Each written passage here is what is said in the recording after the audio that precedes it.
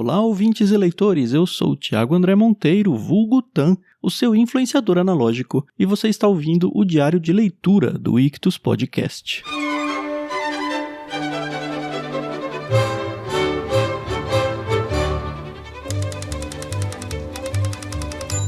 Muitas vezes, na raiz de nosso engajamento com a cultura, encontramos uma certa vergonha pela excentricidade do estranho mundo bíblico de cobras falantes, mares abertos e sepulturas vazias. Contudo, sem essas esquisitices distintivas, para que serviria o cristianismo?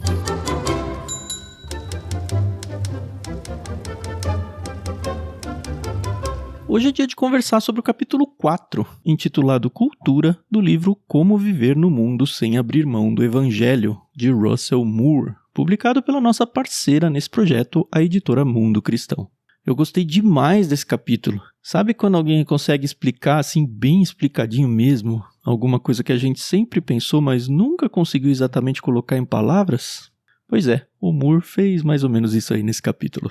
Ele começa contando um relato pessoal de quando ele era pastor de jovens, empolgadíssimo lá com seu ministério que se descortinava no horizonte da sua vida. O Moore era praticamente assediado por várias igrejas que sonhavam tê-lo como líder, e a tentativa para convencê-lo era até engraçada. Se vier para cá, você pode ser muito relevante na vida dos adolescentes de hoje, pois vai conseguir se conectar com eles através da cultura popular. Mas parece que o Moore era meio parecido comigo. Ele diz: mas eu não sabia fazer isso bem, então voltei a ser apenas eu e a pregar o evangelho da melhor maneira que eu conseguia. E é aí que ele começa a falar o que sempre esteve preso na minha garganta. O Moore se viu liderando um grupo de jovens que claramente podia se dividir em dois grupos. Os jovens da igreja, de famílias cristãs, que se batizaram cedo e sabiam se comportar muito bem dentro daquilo que a igreja esperava deles, pelo menos. E os jovens largados, praticamente sem pais, alguns até membros de gangues, e sem qualquer familiaridade com a cultura da igreja ou com a mensagem do evangelho. Eles estavam tão perdidos no contexto daquele grupo evangélico que uns até o chamavam de Padre Moore. Se você, assim como eu, cresceu numa igreja e passou a adolescência ou a juventude por lá, já deve ter sacado aonde isso vai chegar, né? Pois é, o Moore percebeu que ele tinha em mãos um mini cinturão da Bíblia, olha só.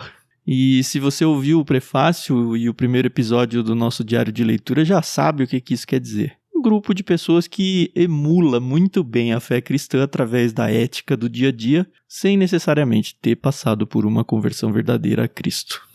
Era aquele grupo de santinhos que sabia o nome de todos os livros da Bíblia em ordem, como responder a todas as perguntas certas nas discussões lá do grupo pequeno e, claro, como beber, fazer sexo e fumar maconha, sem que seus pais jamais suspeitassem. Cara, como isso me lembra dos tempos da minha adolescência. O curioso é que eu sempre fui o mais novinho da turma, e ao mesmo tempo, num certo sentido, mais velho. E eu vou colocar esse velho entre aspas aqui. O caso é que eu era o chato, o deslocado, o crica. Será que ainda existe essa gíria?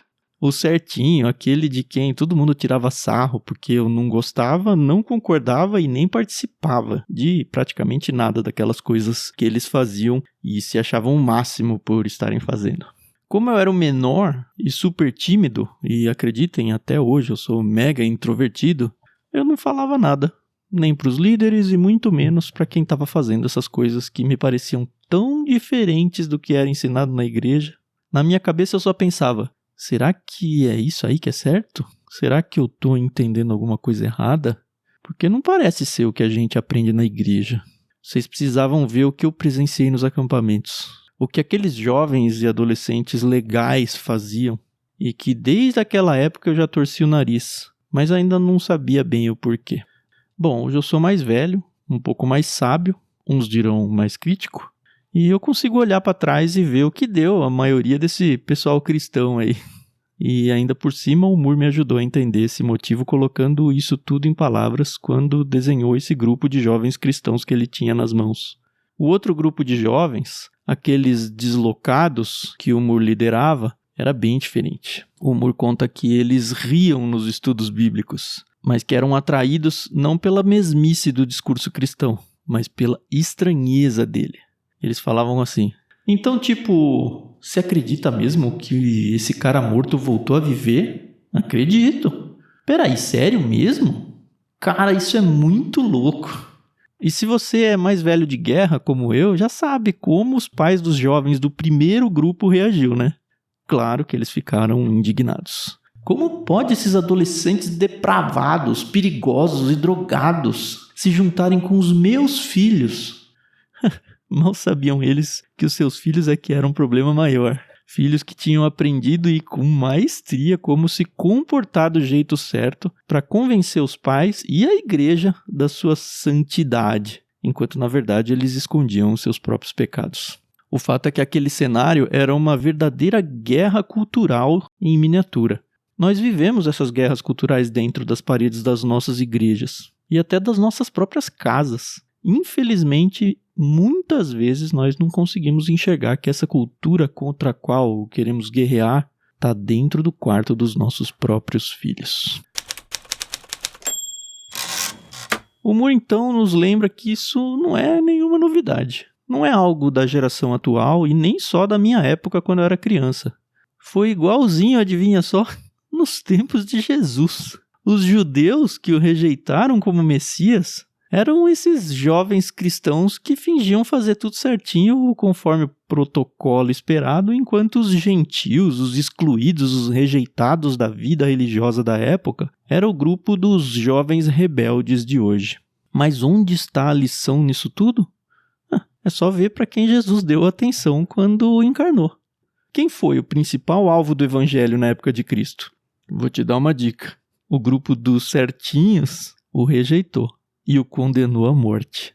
Enquanto um grupo tinha certeza de que era herdeiro do reino de Deus, simplesmente porque era descendente de Abraão, mesmo João Batista advertindo que até dessas pedras Deus pode fazer surgir filhos de Abraão, o outro grupo se derramava diante de Jesus, arrependendo-se enquanto era alvo dos milagres a seu favor. Os judeus descansavam, pensando que eles é que guardavam a lei de Deus naquele mundo caído, mas as profecias não falavam deles. Falavam de apenas um israelita que guardaria totalmente a lei de Deus. Esse israelita, você já sabe, era o próprio Jesus Cristo. Os certinhos também eram pecadores e também precisavam de redenção. Abrindo um novo subcapítulo, chamado Deus e a Nação, o Moore faz uma correção interpretativa que eu nunca tinha visto, mas já concordo. É daquelas que estava na nossa cara o tempo todo, sabe? A conversa é sobre aquela passagem em 2 Crônicas 7,14. Vou ler aqui para vocês. Se meu povo, que se chama pelo meu nome, humilhar-se e orar, buscar a minha presença e afastar-se de seus maus caminhos, eu os ouvirei dos céus, perdoarei seus pecados e restaurarei sua terra. Quantas vezes nós pensamos esse texto como uma promessa à nossa própria nação, hein? Será que se o Brasil for de Cristo, seremos como nação alvos dessa profecia? Se o meu povo, que se chama pelo meu nome, humilhar-se e orar, buscar a minha presença e afastar-se de seus maus caminhos, eu os ouvirei dos céus, perdoarei seus pecados e restaurarei sua terra. Já viram aquelas cidades que tem uma placa na entrada? Tipo, Sorocaba é do Senhor Jesus Cristo, e eu tô usando aqui o exemplo de Sorocaba porque eles têm mesmo essa placa lá, tá? Mas deve ter um monte de cidade por aí que também faz isso. Pessoalmente eu acho isso até bem bonito, tá? Eu gosto de entrar numa cidade que diz ter os preceitos de Jesus como princípios. Mas será que não é mais um caso de cinturão da Bíblia? Será que os políticos e até a população daquele local estão de fato comprometidos com o Senhor Jesus Cristo? Enfim, voltemos aqui à argumentação do Moore. Ele parece não gostar muito dessa interpretação bíblica. Na real, como eu disse, estava na cara o tempo todo. O texto fala sobre o meu povo, mas é um texto do Antigo Testamento. O texto fala especificamente sobre a dedicação do templo lá em Jerusalém nos tempos do rei Salomão. Deus prometeu a Salomão que ouviria as orações feitas no templo que o monarca havia construído, aceitaria os sacrifícios oferecidos ali e faria o rei prosperar no trono de Davi, contanto que o povo guardasse a aliança com ele. A questão é que, para comparar a nação de Israel daquele tempo com o nosso contexto atual de nação, é um erro. Pensa comigo. Deus escolheu Abraão, formou dele uma família, depois um clã, depois tribos, e foi crescendo, até se tornar uma nação constituída pelo próprio Deus, um Deus que inclusive fez uma aliança exclusiva com essa nação, ou seja, excluindo dessa aliança todas as outras nações. O Moore desenvolve esse argumento assim: todavia, quando a Bíblia é lida devidamente, enxergamos que a exclusividade da aliança com Israel era abençoar todas as nações. E a aliança de Deus com Israel se cumpriu não por meio de um tratado geopolítico, mas sim em uma pessoa, Jesus Cristo. Na crucificação e ressurreição de Jesus, veio à existência uma nova era da aliança entre Deus e seu povo. Cristãos de todas as tribos, línguas e nações seriam chamados filhos de Deus. Ou seja, não são os Estados Unidos, o Brasil, Sorocaba ou qualquer nação que seja que é a atual nação de Deus. Vou dar um doce aí para quem adivinhar quem é essa nação hoje. Pois é, a igreja. Afinal, quem é o povo que se chama pelo meu nome atualmente? Beleza. Se nós, a igreja, somos a nação de Deus, então temos que viver como cidadãos dessa nação, certo? Como diz o Moore, somos peregrinos e estrangeiros no mundo atual, imigrantes na presente era. E ele traz uma ilustração brilhante sobre isso. Existe um fenômeno que alguns estudos definiram como vantagem dos imigrantes. Tais comunidades de imigrantes combinam a busca de liberdade e determinação pessoal, o motivo que os levou a deixar seu país, com uma rede social forte de companheiros imigrantes do mesmo país. Tais imigrantes conseguem então transitar em seu novo país com os melhores aspectos tanto da antiga terra quanto do novo lugar, aliando iniciativa individual à conexão em comunidade. Ou seja, a igreja não deve se isolar da cultura mais ampla, mas sim conversar com ela. Isso, porém, só pode acontecer se nós, os peregrinos estrangeiros, tivermos algo distintivo a dizer. Somos chamados para mostrar às pessoas como é admirável aquele que os chamou das trevas para a sua maravilhosa luz. Mas só podemos fazer isso se nos lembrarmos que somos povo escolhido, reino de sacerdotes, nação santa, propriedade exclusiva de Deus, como diz 1 Pedro 2,9. Isso significa enxergar a igreja em si como uma cultura que está se amoldando ao futuro. Isso mesmo, a igreja é uma colônia do reino vindouro. No Brasil é muito comum essa coisa de colônia. Em Jundiaí, por exemplo, a cidade onde eu cresci, tem até um bairro chamado Colônia. É um lugar que era habitado por uma maioria de descendentes italianos. Aliás, que saudade das festas italianas que tinha lá, viu? Enfim, eles mantinham hábitos da Itália. Se você é de São Paulo, por exemplo, é certeza que você conhece o bairro da Liberdade. Quando a gente vai lá é muito interessante. A gente é praticamente transportado para um pedacinho do Japão. Quase todo mundo ali tem os olhinhos puxados, cabelo liso, preto, é mais baixinho. As lojas, os restaurantes, as feiras, as decorações, até os postes na rua remetem ao Japão. Certeza que se você falar japonês no comércio de lá, você não só vai ser atendido, mas vai ser até bem recebido. Isso é uma colônia. Outra cultura de uma outra nação vivendo no meio da bagunça de São Paulo, Brasil. E esse deveria ser o nosso contexto como nação de Deus vivendo no mundo.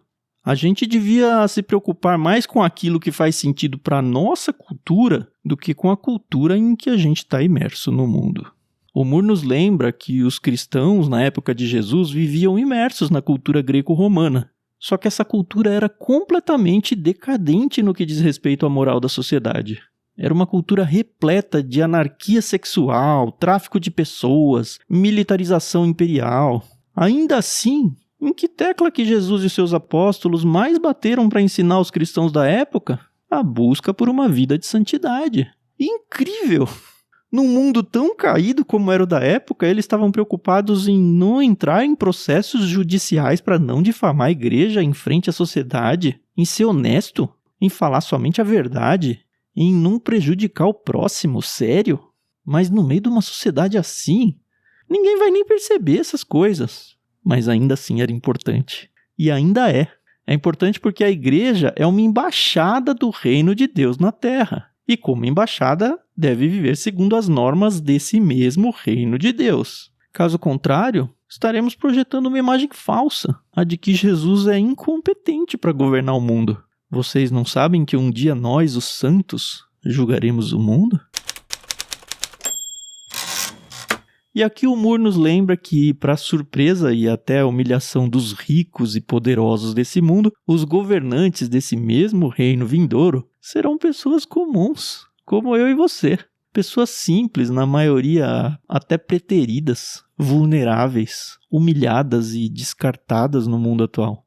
No melhor estilo os últimos serão os primeiros, nossa escalada de poder deve se concentrar em viver segundo a vontade de Deus, servindo ao Senhor Jesus e não buscando poder, riqueza ou fama. Lembre-se, a glória é só de Deus.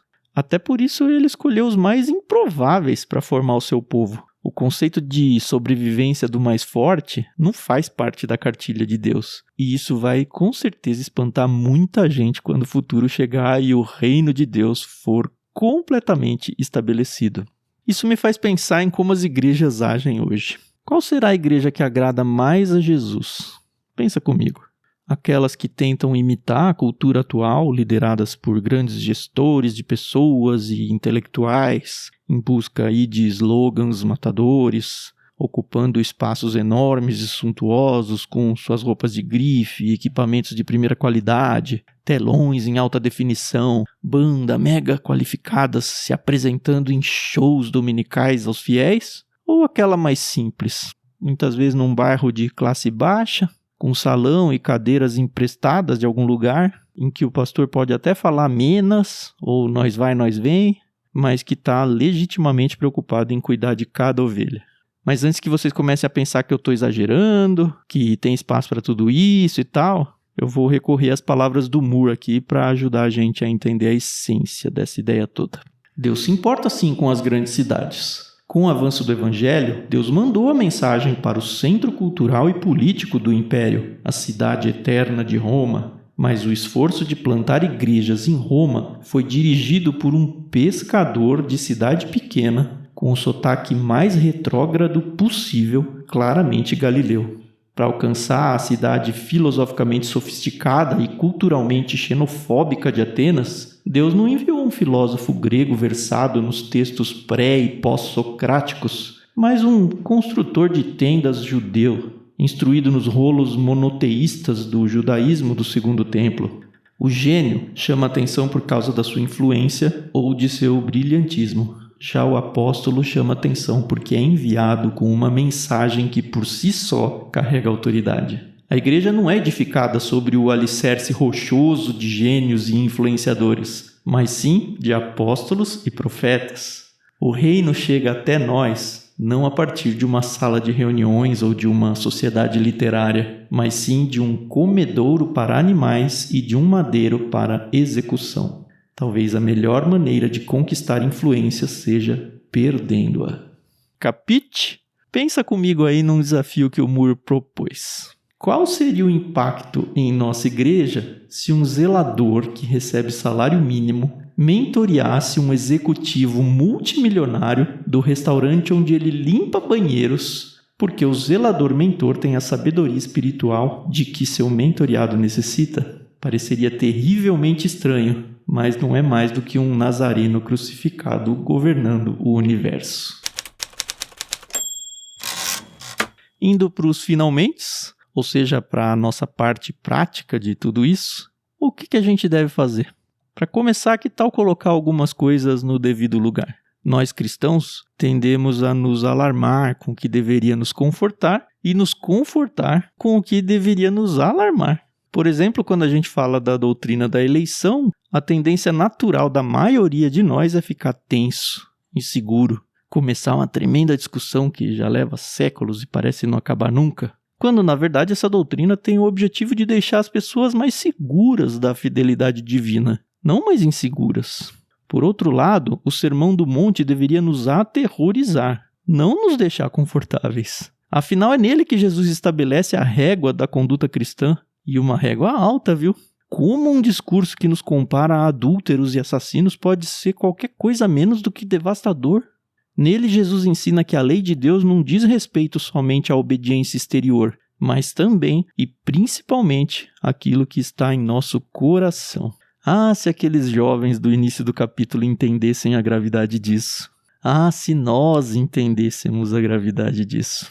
Ou seja, se estamos buscando aí a aplicação prática da coisa toda, o primeiro passo para um verdadeiro engajamento cultural, mas eu estou falando aqui da cultura do nosso reino, não da cultura do mundo depravado, é a retomada justamente da prática da disciplina eclesiástica.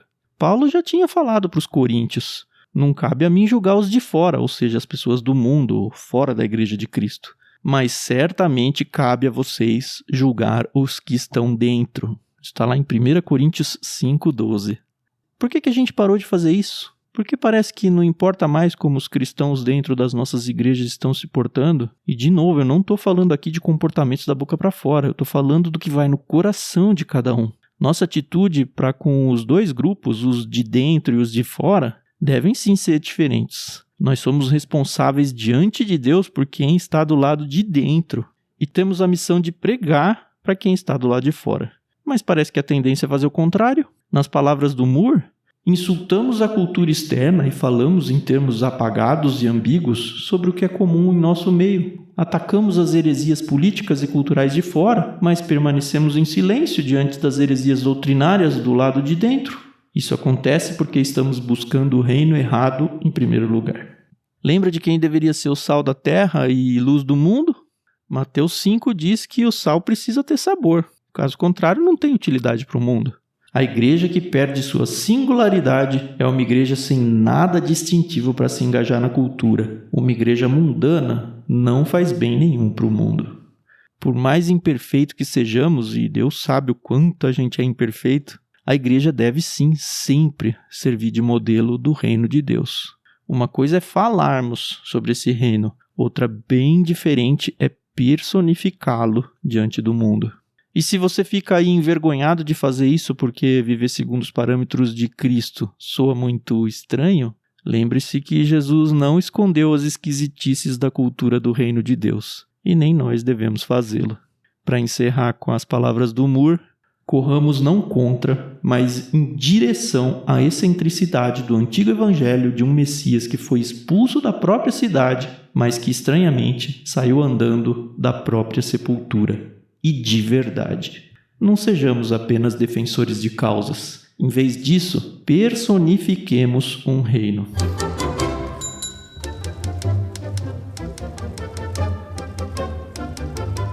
E esse foi o resumo do capítulo 4 do livro Como Viver no Mundo Sem Abrir Mão do Evangelho, de Russell Moore.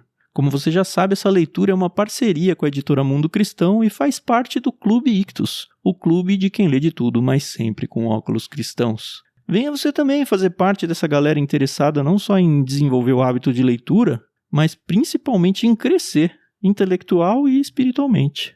Junte-se a nós gratuitamente lá no Discord, é só acessar bit.ly/leitura coletiva e também apoie financeiramente o nosso ministério. Você pode fazer isso no Catarse. Pelo menos conheça o nosso projeto lá em catarse.me/ictus. Ictus se escreve ICHTHUS. Repetindo o link, catarse.me/ictus. Através de doações via Pix. A chave Pix está na descrição desse episódio. E também pelas suas compras na Amazon. É só sempre você começar suas compras lá na nossa lojinha acessando ictus.com.br/Amazon. Eu sou o Thiago André Monteiro, vulgo Tan, o seu influenciador analógico, e esse foi mais um diário de leitura do Ictus Podcast. Até o próximo episódio.